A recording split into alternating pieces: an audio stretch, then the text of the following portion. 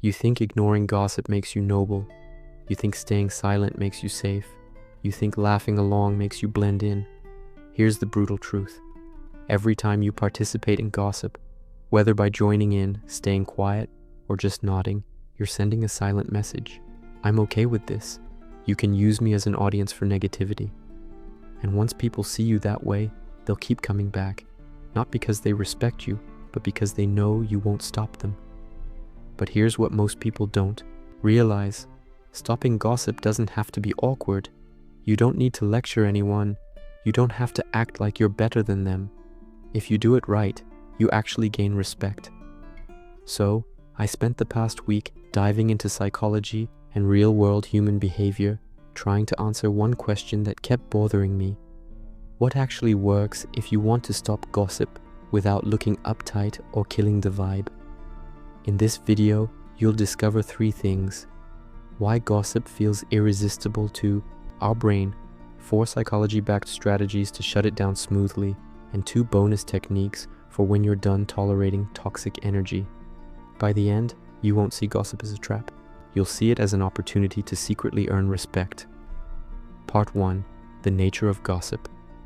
Alright, let's start here. Why do humans gossip in the first place?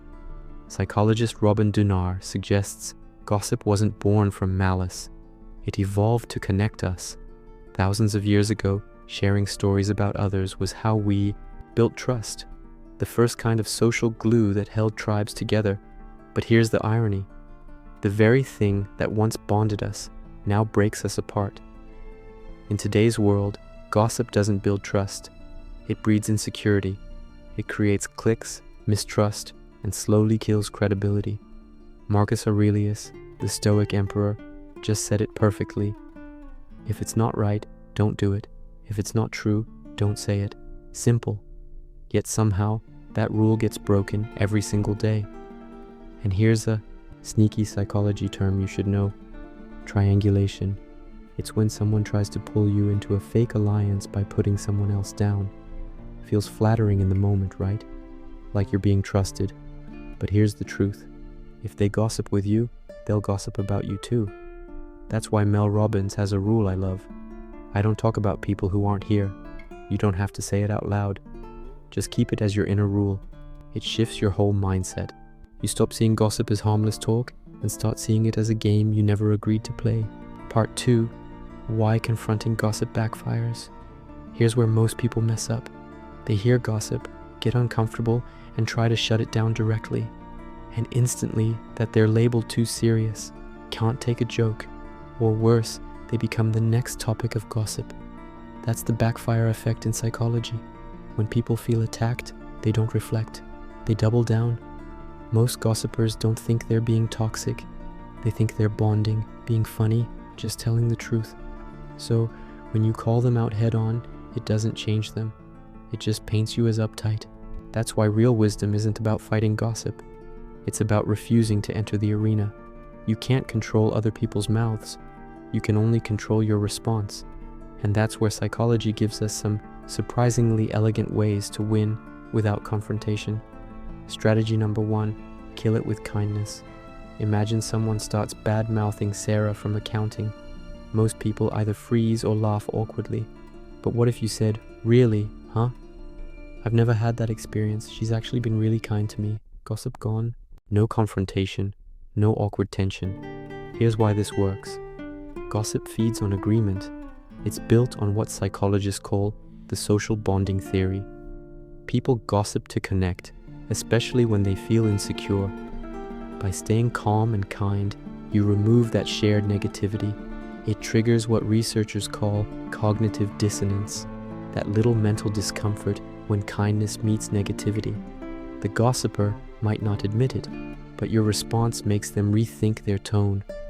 Marcus Aurelius said it best. The best revenge is not to be like your enemy. When you respond with quiet grace, you don't just stop gossip, you elevate the room. Strategy number 2, add a layer of neutrality. Sometimes kindness alone doesn't stop it. The gossiper doubles down. They go, "Well, maybe she's nice to you, but you don't know what she did last week. Here's your move, stay neutral." Could be, Everyone has different experiences, or maybe she was just stressed that day. Deadlines can make anyone act off. You know, that's it. No defense, no offense, just calm neutrality. Psychologists call this emotional reframing. You're removing the emotional juice from gossip. It's not about agreeing or disagreeing. It's about ending the emotional circuit. When people reframe gossip with empathy, it significantly reduces social tension because empathy kills judgment. You shift from us versus them to maybe there's more to the story.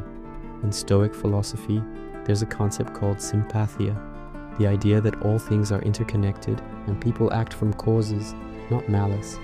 That mindset helps you preserve your peace and your dignity. Strategy number 3, shift the spotlight.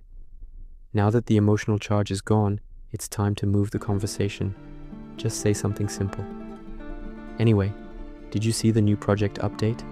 That looks intense.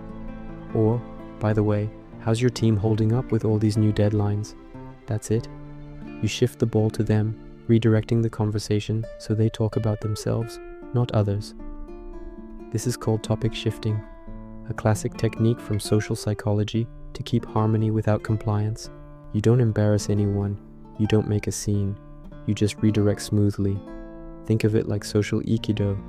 You don't fight force with force, you just let it pass by you. Strategy number 4, break the tension with humor. Sometimes all you need is a little bit of humor. When the gossip starts heating up, drop something light like, "Wow, this is starting to sound like a Netflix drama. I can't keep up with these plot twists." People laugh, tension breaks. Now don't stop there, because if you just laugh and stay, they'll take it as approval. So, soon as the laughter fades, slide the topic somewhere safe. Anyway, speaking of dramas, did you see that new Netflix show everyone's watching? Or, man, I need a coffee after all this intensity. Anyone up for a break? Smooth, neutral, non-confrontational. Psychologists call this the relief theory, the idea that humor releases emotional pressure and resets the mood. It's like hitting the refresh button in a tense room. Even Seneca said it centuries ago. It's better to laugh at life than to lament over it. When you use humor wisely, you're not avoiding tension. You're mastering it. You protect your peace and your reputation all in one move. Real talk. When the person is just toxic. Now let's be real. Sometimes the person gossiping isn't just chatty, they're draining, and you don't even care about keeping it smooth anymore. You just want out. Here's what you do. Technique number 1, the gray rock method. Act boring. One word replies, 0 emotion. Oh, really? Didn't know that.